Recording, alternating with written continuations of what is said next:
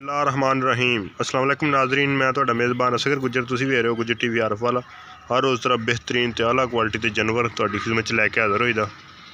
उम्मीद करने कि वीडियो आएगी दोस्तों को पसंद आंदी लाइक शेयर ज़रूर करना, नाल देना माशाअल्लाह दे कमेंट्स। ए मझ दूसरे सवै भाई फखर नौल हाजी शौकत उन्हां दी मझ अगले दोवें थण सफैद आ। चंगा मझ नूं कद वड्डा छड्डी खोलिए नूं थल्लियों मझ बड़ी वड्डी है। लिबास मझ नूं अगे पिछे बड़ा वा। किन्ना दुध है इस मझ को हाल टाइम? अच्छा दूसरा दिन आई सूई नूं 12 लीटर बौले दे विच दुध करदी पई। ते की इहदे मगर कट्टा इहदे मगर है ना 12 लीटर बौला ही दुध है जी। चोण दी बिल्कुल ठीक ठाक। कद माई नूं बड़ा वड्डा वा।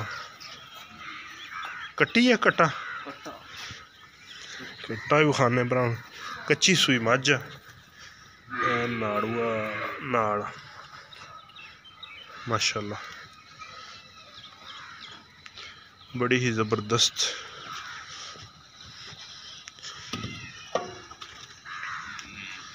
चिड्डा माई नूं अगे पिछे बड़ा वा। ते की इहदा मुल कर दें? 4 लाख। इहदा 4 लाख रुपया मुल कर दें? 4 लाख रुपया मुल है जी। जिहदे विच नॉर्मल कमी पेशी होएगी। धौन कद चंगी माई नूं कोली जरा दोस्तों नज़र आ रही होनी। थोड़ा दे खेड़े चुआ माई तो बड़ा पोला वा।